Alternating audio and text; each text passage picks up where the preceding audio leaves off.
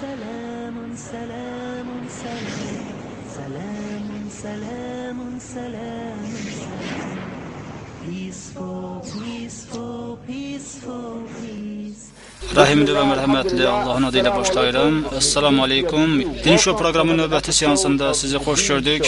İslam dini barədə öyrənmək istəyirsiniz, elə isə doğru yerə baş vurmusunuz. Bizim növbəti qonağımız çox unikal kitabların müəllifidir. Onunla veriş boyunca söhbətimizi və müzakirələrimizi davam etdirəcəyik. Eləcə də İslam dinini necə qəbul etməsi barədə danışacaq. Yerinizi möhkəm tutun, heç ara getməyin. Növbəti qonağımız Dr. Brown ilə bir an sonra Din Show'da sizinlə baş-başa olacaq. Dr. Lawrence Brown, Cornell Universiteti, Brown adına hərbi tibb məktəbi, eləcə də George Washington Universitetində xəstəxanada rezidentura proqramında məzun olmuşdur. Dr. Lawrence Brown Amerika Birləşmiş Ştatlarında təqaüdə çıxmış mayor rütbəli zabitdir. Həmçinin Böyük Göz Mərkəzinin tibb direktorudur. Eləcə də Dr. Brown bir çox kitabların müəllifidir. Assalamu aleykum Dr. Brown. Və aleyküm salam və rəhmətullahi və bərəkatuhu. Din Show səfərimizdə iştirakınıza görə sizə təşəkkür edirik. Xoşdur. Sizə Dr. Brown deyə müraciət edək, yoxsa Zabit Brown? Xeyr, Dr. Brown deyə müraciət etməyiniz daha yaxşıdır. Tamaşaçılar sizin barənizdə az-çox oxuyublar. Özünüz barədə qısaca da olsa təkrar məlumat verməyinizi istərdik. İnsanlar sizin universitet təhsilli, həkim, təqaüdə çıxmış mayor rütbəli zabit olduğunuz ilə tanış olsunlar. Bu barədə biraz məlumat verərdiniz. Doğrusu təqaüdçü demək bilmirəm nə qədər doğru olardı. Çünki insanlar belə düşünür ki, təqaüdçü olmaq üçün 20 il hərbi xidmətdə olmalısınız. Mən özüm isə cəmi 16 il hərbi xidmətdə olmuşam. Bunun 8 ilini həqqi hərbi xidmətdə, digər 8 ilini isə ehtiyatda olan zabit kimi xidmət etmişəm. Özüm barədə qısaca bildirmək istəyirəm ki, mən oftalmoloqam, refraksiya cərrahiyyə əməliyyatı üzrə mütəxəssisəm. Axır 10 ildə bir sıra kitabların müəllifi olmuşam. İslam dinini ilk dəfə 11 il bundan öncə qəbul etdim. İlk illərdə İslam dini barədə biliklərimi, elmimi sürətli mütaliə etməklə artırmağa başladım. Elə bir mərhələyə gəlib çatdım ki, belə qənaətə vardım ki, müəyyən mövzular ilə bağlı ədəbiyyat cəhətdən kəsadlıq var. Qərara gəldim ki, bu boşluq doldurulmalıdır. Bu amil bu cür kitabların müəllifi olmaqda məndə təkən yaratdı. Son 10 il ərzində 5 silsilə kitabın müəllifi olmuşam. Oxucularımızdan bir çoxu mənim bu kitablarım ilə tanışdırlar. Bu kitablar ilk və son əmrlərdir. Sonradan bu kitabları 2 kitab şəklində tərtib etdim. Müəllifi olduğum sonuncu kitablar daha maraqlı, həyəcanlıdır. Bunlar 8-ci səhifə adlı kitabdır. Özüm və oxucularımız bu kitabları oxuduqca həyəcanlanırlar. Belə ki, kitab macəra və hekayə janrında yazılmışdır. Qeyd etdiyim kimi, insanda həyəcan yaradan, bununla belə sürətlə oxunan bir kitabdır. İnsanlar bu kitabları oxuyurlar və kitabdan həzz alırlar. Eyni zamanda evə dərin təəssüratlar ilə qayıdırlar. Dr. Brown, siz bildirdiniz ki, insanlar kitabları oxuyarkən həyəcanlanırlar. Lakin mənə elə gəlir ki, onlar sizin İslam dinini necə qəbul etməyiniz barədə eşitdikdə daha çox həyəcanlanacaqlar. İslamı qəbul etməyinizə nə səbəb oldu? Əslində bu mənim üçün belə desək gözəl bir mövzudur. Çünki insanların əksəriyyəti güman edir ki, mən İslam dinini qəbul etməzdən öncə xaspərəst idim. Bununla belə mən onların bu xətasını düzəldərək bildirirəm ki, bəli, mən xaspərəst olmaq üçün çox çalışdım. İllərlə cəhdlər etdim. Müxtəlif yollara başvurdum, lakin heç vaxt məndə alınmadı. Bu sözləri söyləyərkən insanlar ola bilsin ki, mənə qəribə baxsınlar. Sözün qısası elə oldu ki, 19 il bundan öncə mənəvi bir axtarışa başladım. Mənim qızım aorta koartasiyası adlı bir xəstəlik ilə dünyaya göz açmışdı. Qeyd edim ki, bu çox öldürücü bir problemdir. Demək istədiyim budur ki, bu cür xəstəlik ilə doğulan uşaqlar çox vaxt dünyasını dəyişirlər və onlar adətən xüsusilə acınacaqlı bir şəkildə vəfat edirlər. Yəni, tez-tez açıq cərrahiyyə əməliyyatından keçməli olurlar. Bir neçə il sonra bu əməliyyatlar təkrarlanır. Sonra yenə bu əməliyyatlar təkrar yerinə yetirilir. Uşaq yaşad olduqca həkimlər transplantatın ölçüsünü dəyişməli olurlar və sonda isə uşaqlar ölürlər. İlk dəfə qızımın halı barədə bu xəbərləri duyduqda həyatımda ilk dəfə hiss etdim ki, artıq özümü idarə bilmirəm. Özümün üzərində nəzarətim itmişdi, əlim qolum bağlanmışdı. Vəziyyətin öhdəsindən gələ bilmirdim. Bundan öncə həyatımda hər hansı bir problem ilə rastlaşdıqda özüm həll edirdim. Daha çox pula ehtiyac var idisə daha çox çalışırdım. Nəyisə təmir etmək lazım idisə kimisə dəvət edirdim və yaxud özüm edirdim və s. və ilə axır. Hər kəsə nədən söhbət getdiyi yaxşı məlumdur. Bu körpə qız dünyaya gəldikdə onun adı Henadır. Onu dərhal reanimasiya şöbəsinə köçürdük. Onun bədəni bu hissədən aşağı kostyumumun rəngində idi. Daha doğrusu sizin kostyumunuzda olduğu kimi tutqun rəngdə idi. Tutqun mavi rəngdə. Çünki onun bədəni kifayət qədər oksigen qəbul etmirdi. Bir sözlə onun bədəni gözlərimizin önündə can verirdi. Gözümüzün qarşısında oksigen çatışmazlığından əziyyət çəkirdi. Bədənin bu hissəsi əvvəlcə də qeyd etdiyim kimi bir sözlə ölü idi. Bütün bunlara şahid olduqda ilk dəfə dərk etdim ki, daha böyük bir qüvvəyə üz tutmağa ehtiyac var. Ona kimi mən ateist idim. Ailəmiz protestant məzhəbinin əsasən Quaker cərayənına mənsub idi. Belə bir ailədə böyüyüb başa çatmışdım. Lakin ailəmiz o qədər dindar deyildi, dinə riayət etmirdilər. Özüm isə hər hansı bir dinin ardıcılı mənsubu deyildim. Odur ki, mən özüm də reanimasiya şöbəsinə getməli oldum. Əməliyyat üçün bu sahə üzrə bir sıra həkim və ekspertlər cəlb olunmuşdu. Həkim və ekspertlər orada öz işlərini görərkən, bu əsnada mən sadəcə bir ibadət otağına geçdim. Bilirsiniz, ömrümdə ilk dəfə idi ki, həqiqətən də dua etdim. Dua edərkən belə demək olarsa, ateistlər kimi dua edirdim. Şübhəçilərin ibadəti adətən belə olur. Onlar adətən bu cür dualar edirlər. Ey Allahım, əgər Allah varsa, mənim ruhumu xilas et. Əgər ruhum vardırsa. Bax, bu şübhəçilərin etdikləri duadır. Ateistlərin çoxu dua edərkən bu cür dua edirlər və deyirlər, ey Allahım, əgər varsansa və s. və ilə axır. Çünki onlar Allah barədə şübhə edirlər. Mən də demək olar ki, bu cür dua etdim və ey Allahım, əgər sən varsansa, mən sənin olduğundan əmin deyiləm. Lakin varsansa, mənə sənin köməyinə ehtiyacım var.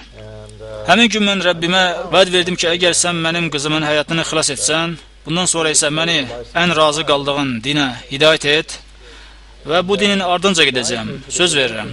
Bu mənim tərəfimdən verilmiş bəsit bir vəd idi.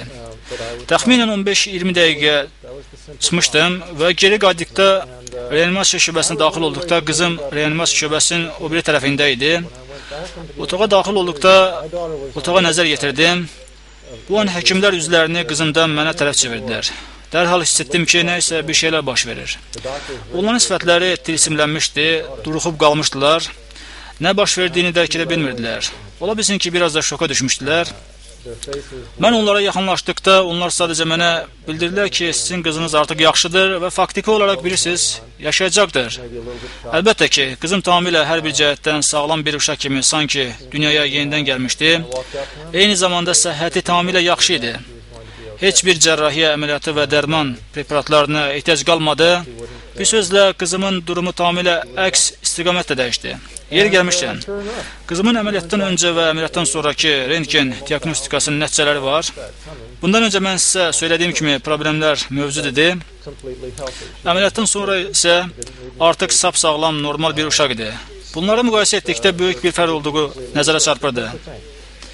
Hələ indiyə kimi yadımdadır. Bu hadisə baş verdikdə həkimlər mənə izahat vermək üçün nəyisə bir şeylər söyləmək istəyir, nəyisə sübuta getirmək istəyirdilər ki, məntiqi bir şey ortaya qoysunlar. Düzdür, onlar bunun üçün nəyisə bir izahatlar verdilər. Mən isə öz növbəmdə bunun izahının nə olduğunu artıq yaxşı bilirdim və onlara baxaraq öz-özümə düşünürdüm ki, bəli, bu izahatlar sizin üçün doğru ola bilər, lakin bunlar mənim üçün keçmir. Çünki mən həmin gün Rəbbimə dua etmişdim və bu işdə sadəcə Rəbbimin əlinin olduğundan başqa bir şeyə inanmağın yeri yox idi. Artıq gördüm ki, Rəbbim öz vədini gözəl və layiqli bir şəkildə yerinə yetirdi. Mən də öz vədimə sadiq qalmalıyam. İndi isə növbə mənimdir. Odur ki, bu vədi yerinə yetirmək üçün mənəvi bir axtarışa başladım. Əvvəlcə fikirləşdim ki, haqqı xristianlıqda tapacam. Əvvəlcə yəhudilikdən başlayaraq dini araşdırmağa başladım. Bundan sonra xristianlığı araşdırmağa başladım. Düşündüm ki, haqqı burada tapacam. İllərlə özümü inandırmağa başladım və xaçpərəst olmağa çalışdım. 7-ci gün adventistlər, mormentlər, kveykerlər, cənub baptistlər, roman katolikləri, Yunan ortodoks kimi dini icmalara başvurdum. Başvurduğum bu cərəyanlar, məzhəblər və kilsələrin sayının nə qədər olduğunu dəqiq deyə bilmərəm. Bütün bunları etməkdə məqsədim haqqın xristianlıqda olduğuna özümü inandırmaq idi. Bilirsiniz, bütün bunların sonunda həmişə eyni bir nəticə ilə rastlaşırdım. Bu təriqət və cərəyanların irəli sürdüyü müəyyən hissələri xoşlayır, digər yarısında isə problemlər ortaya çıxırdı. Əqidə, inancı əsaslarına gəldikdə, bu mövzuda keşişlərə suallarımı verərək deyirdim. Bəs bu necə? Və onlar bunu izah edə bilmirdilər. Yaxşı, bəs bu necə? Onlar bunu da izah edə bilmirdilər. Bəs bu necə? Onlar bunları cavablandırmaqdan aciz qalırdılar. Etiraz əlaməti olaraq çiyinlərini tərpədirdilər. Mən isə öz növbəmdə onlara bildirdim ki, hər halda sizə təşəkkür edirəm və bundan sonra isə növbəti icmaya üst tuturdum. Hadisələr bax bu cür cərəyan edirdi. Yalnız İslam dinini qəbul etdikdən sonra bütün suallarım cavablandırıldı. Həqiqətən də İslam dinini qəbul etdikdən sonra qəlbimə sükunət, rahatçılıq, huzur çökdü. Artıq da dərk etdim ki, İslam dini belə demək olarsa, Crossword'un bütün hissələrinin bir ay cəm olunduğu bir yerdir. Doktor Brown, əminəm ki, tamaşaçılarımız üçün də bilmək maraqlı olardı. Bu kilsə və keşişlərin yanına getdikdə onlara nə kimi suallar verdiniz? Yeri gəlmişkən, bu suallar mənim kitablarımda ana mövzulardan biridir. Suallar içərisində ən bəsiti budur ki, mən sadəcə onların inanç sistemində hər hansı bir kök, əsas olduğunu görmürdüm. Məsələn, götürək üstülük, yəni ata, oğul və ruh əqidəsini. Üstülük barədə İncildə heç bir yerdə qeyd olunmur. İncilin heç bir yerində siz üstülük kəlməsinə rast gələ bilməzsiniz. Bu, İsa Peyğəmbərin vəfatından təxminən 300 il sonra peyda olmuş bir doktrinadır. Hələ mən öz bəsit zəkam, ağlım ilə düşündüm ki, həqiqətən də bu üstülük həqiqi bir doktrina isə, belə düşünməliyik ki, İsa Peyğəmbər bu barədə açıq-aydın şəkildə bildirilmiş olardı. Budur ki, əsaslandırmaları üçün mən onlardan sübut dəlil tələb edirdim. Yəni, xaçpərəstlər üstülük konsepsiyasını necə əsaslandırırlar? Onlar da həmişə olduğu kimi müəyyən fəsillərə başvuraraq sitatlar gətirirdilər. Məsələn, onlar İsa'nın mən və atam birik və yaxud yer üzündə üç kəs var, ata, oğul və müqəddəs ruh kimi sözlərini söyləyib dururdular. Mən isə, yaxşı, siz gətirdiyiniz bu sözləri İncildə mənə göstərin və ya göstərsəniz belə, İncilin elə özündə bunun əksini sübuta yetirən dəlillər mövcud deyə söyləyirdim. Məsələn, üstülük formulasında onların ən güclü dəlili ata, oğul və müqəddəs ruh konsepsiyası sayılır. Lakin maraqlısı budur ki, bunun özü belə İncildə yoxdur. Bunlar orijinal əlyazmalarda olmamışdır. Nəzərinizə çatdırım ki, bunlar daha sonralar əsl əlyazmalardan birinə xəttat tərəfindən haşiyə şəklində əlavə olunmuşdur. Daha sonra isə kitaba köçürülmüşdür. Beləliklə, bütün bu dediklərimi keşişlərin diqqətinə çatdırırdım. Bilirsiniz, hər şeydən öncə şundadır ki, mən onlarla danışırdım və onlar yenə öz dediklərini təkrarlayıb dururdular və söhbət beləcə başa çatırdı. Onlara bildirirdim ki, sizin bu söylədikləriniz əlyazmalarda yoxdur. Əlyazmalara sonradan əlavə edilmişdir. Qəribəsi budur ki, onlar bunu özləri də etiraf edərək, bəli, siz doğru söylərsiniz, deyirdilər. Biz sonraki məsələnin müzakirəsinə keçirdik. Belə olduğu halda mən öz-özümə düşünürdüm və deyirdim, aman Allah, əgər siz bunun həqiqi İncil olmadığını və sonradan qeyri-qanuni olaraq əlavə edildiyini bilirsinizsə, nə üçün əlinizdəki İncilin haqq olduğunu təbliğ edirsiniz? Məni narahat edən ən böyük məsələlərdən biri İsa Peyğəmbər barədə idi. Həmin vaxtlar mən İsa Peyğəmbərin bir peyğəmbər və insan olduğuna inanırdım. Mən onlara sual verərək deyirdim ki, mənə İsa Peyğəmbərin Allah olduğunu və yaxud heç olmasa Allahın oğlu olduğunu sübuta getirin. Yenə də eyni izahatlar təkrarlanırdı. Onlar öz hissələrini dəlil qismində gətirirdilər və qarşılıqlı şəkildə söhbət davam edirdi. Mən isə onların bu dəlillərinə cavab olaraq deyirdim. Diqqət yetirin. Baxın, İncildə 88 dəfə İsa Peyğəmbər 88 dəfə özünü insan oğlu adlandırır. Heç bir yerdə İncilin heç bir yerində özünü Allahın oğlu deyə adlandırmır. Diqqət yetirin. Heç bir yerində. Doğrudur, orada bəzi yerlər var ki, tərcümədə səhvlərə yol verilib və yaxud məcazi mənada bəhs edilir. Lakin məlum olduğu kimi məcazi məna həqiqi mənadan tamamilə fərqli bir şeydir. Mən bütün bunları onların diqqətinə çatdıraraq, baxın, əgər bunu iddia edirsinizsə, burada məcazi mənada bəhs edilir. Bunu deyirsinizsə, burada tərcümə səhvidir deyə söyləyirdim. Yenə də onlar eyni cümlələr ilə sözlərini bitirərək, bəli, siz doğru söylərsiniz, burada kontekstdən kənara çıxılıb və s. sözlər söyləyirdilər və söhbət beləcə sona çatırdı. Mən isə dəhşətə gələrək, aman Allah, subhanallah, eləsə biz indi hansı əlyazmadan danışaq, başqa hansı kitabdan danışaq deyə tərcümə bildirdim. Buna qəti olaraq əminəm ki, bütün bu dəyişiklik, təhriflər sonradan keşişlər tərəfindən əsl əlyazmalara əlavə olunmuşdur. Doktor Brown, deməli belə, siz başqa insanlardan fərqli olaraq haqqı axtarmaq yolunda öz vəzifənizi, belə desək, ev tapşırığınızı yerinə yetirdiniz. Nəticədə məsələlərin həqiqəti sizə açıldı. Bəli, doğrudur, mən sizinlə tamamilə razıyam. Bundan əlavə, İncilin özünü başa düşmək olduqca çətindir. Bununla belə hadisələrin cərayanda elə bəsit məsələlər var ki, İnsanlar bundan ibrət götürərək özləri üçün faydalana bilərlər. Bu ibrətlər onları haqqa doğru apara bilər. Mənim üçün əsas ibrət dərslərindən biri budur ki, hər bir insan seçim etməlidir. Bizim bu misalda İsa Peyğəmbər ilə Pavel arasında seçim etmək lazımdır. Çünki Pavelin söylədikləri tamamilə İsa Peyğəmbərin söylədiklərinə zid gəlir.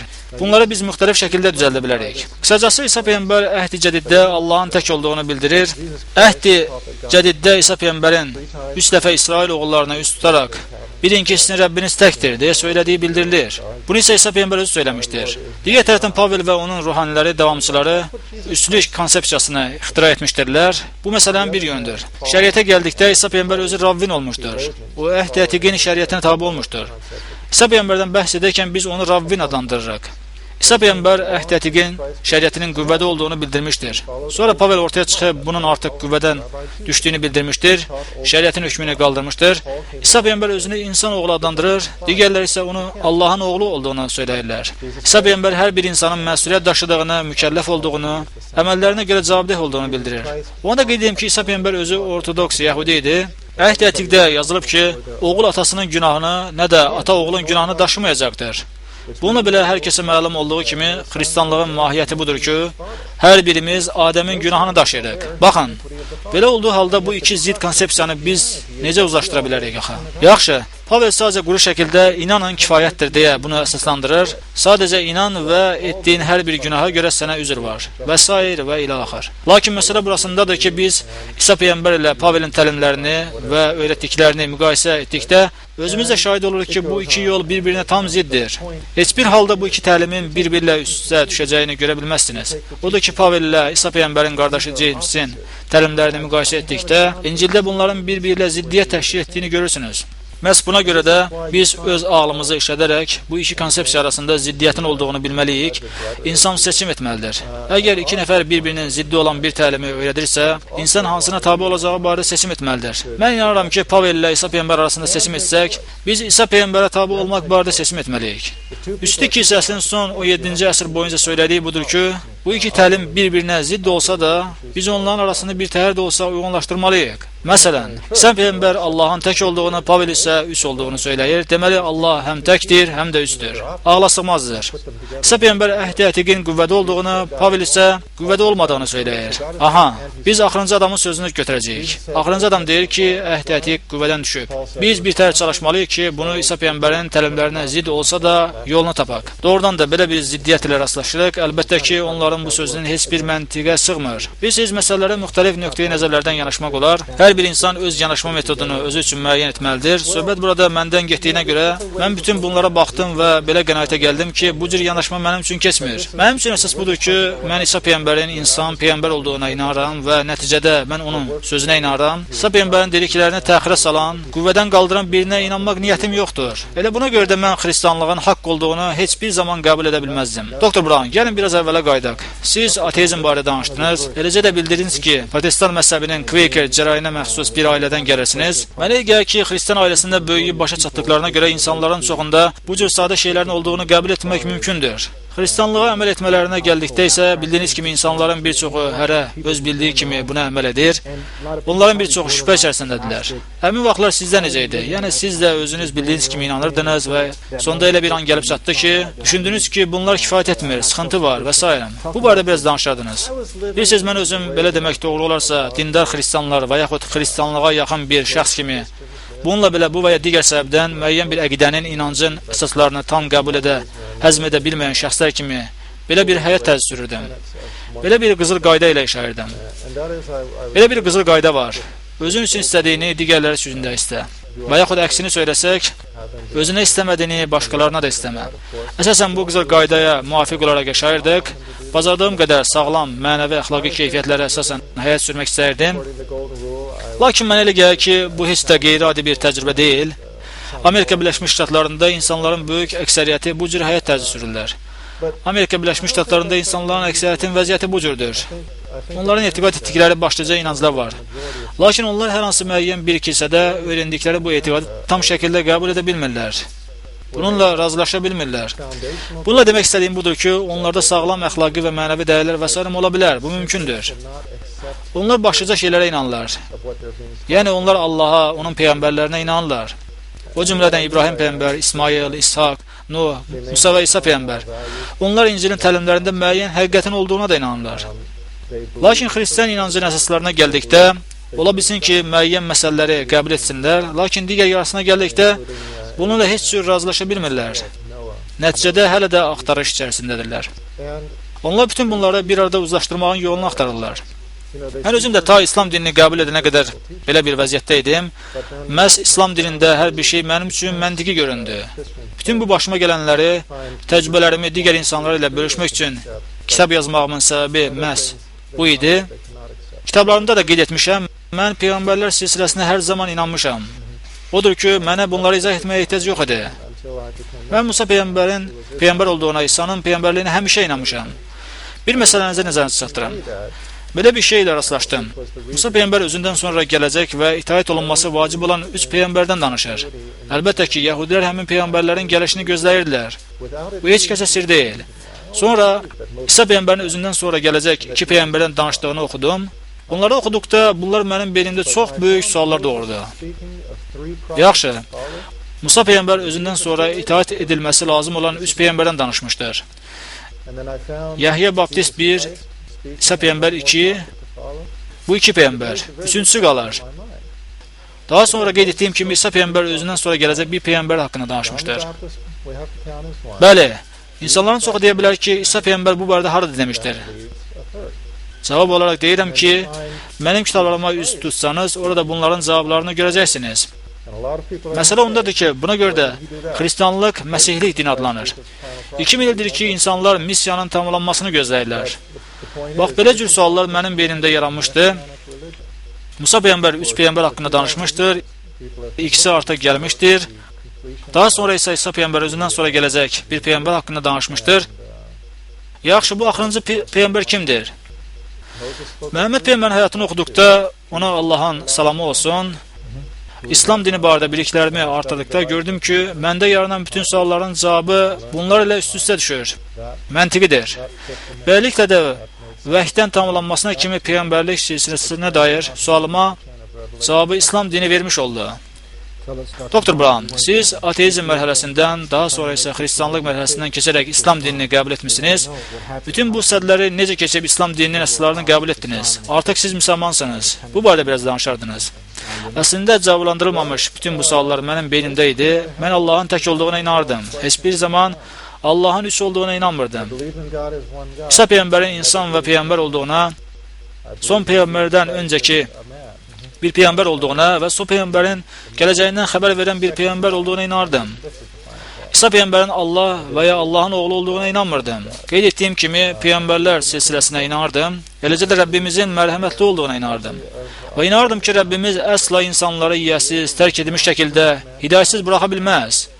Özə də bu hidayət yolu elə olmalıdır ki, gecəsi də gündüzü kimi aydın olsun. Belə ki, insanlar bununla qarşılaşdıqda bunu dərk etmək onlar üçün asan olmalıdır.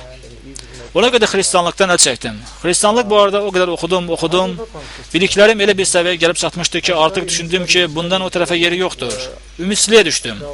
Belə bir qənaətə gəldim ki, xristianlıqda bir dənə olsun cərəyan yoxdur ki, etiqa ilə bağlı mənim ehtiyaclarıma cavab versinlər.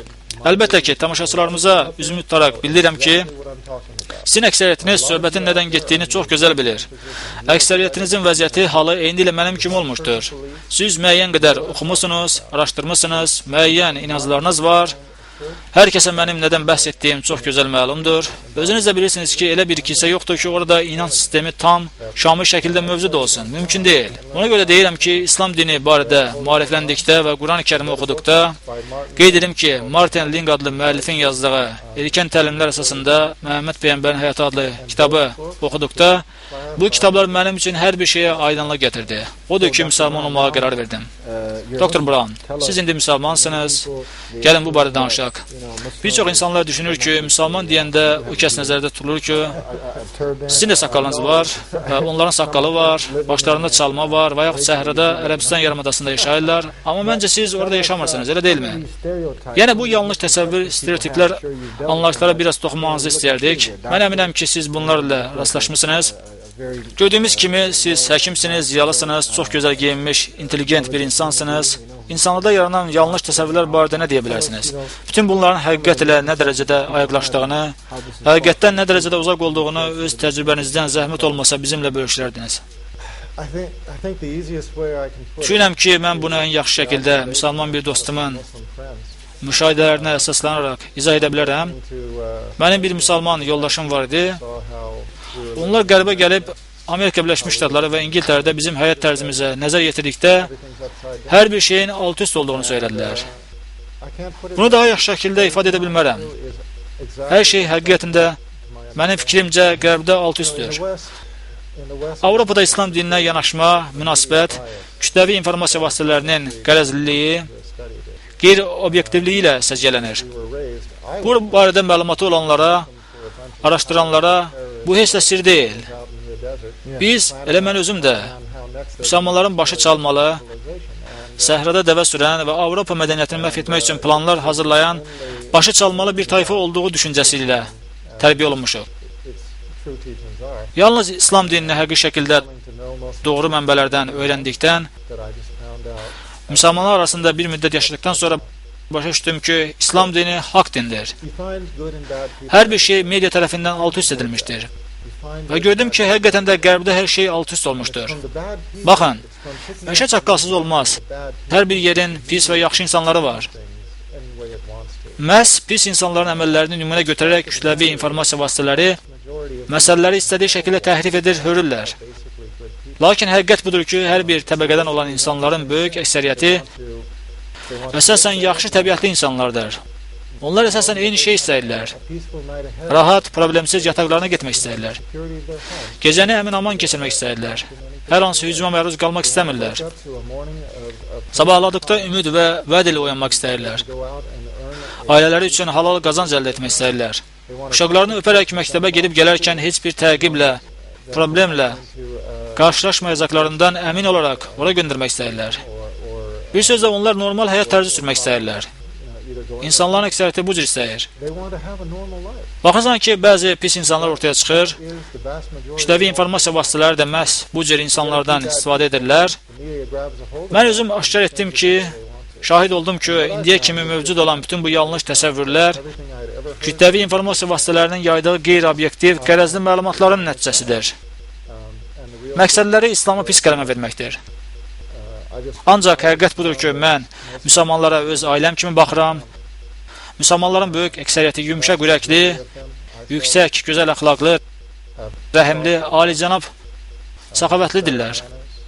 Bir sözlə axtarışında olduğum bütün yüksək insani keyfiyyətlər müsəlmanlardadır. Qərbə gəldikdə isə məsələ burada mənim üçün get-gedə çətinləşirdi. İnsanların qəlbləri get-gedə sərtləşir. Onlar bir-birinə qarşı səmimi deyil. Mərhəmət, səxavət kimi dəyərlər yoxa çıxmışdır və bunun yerini maddiyyat tutmuşdur.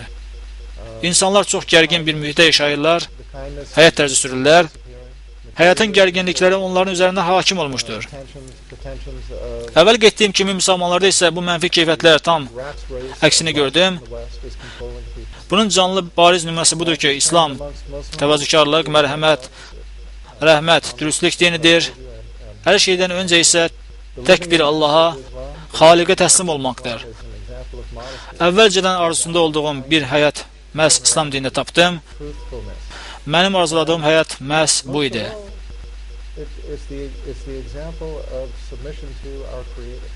Gördüyünüz kimi Dr. Brown çox sadədir. Verilişimizdə iştirak etdiyinizə görə sizə təşəkkür edirik. Boşdur. Dr. Brown'un internet səhifəsini leveltruth.com saytında ziyarət edə bilərsiniz. leveltruth.com və yaxud hscroll.com hscroll.com burada kitabda gördüyünüz kimi oxunur. Hörmətli tamaşaçılarımız, Din Şounun növbəti seansını birgə izlədiyinizə görə sizə təşəkkür edirik. Ümid edirik ki, siz bu həftə Dr. Brown ilə apardığımız verilişdən həzz aldınız. İslam dini barədə öyrəndiniz.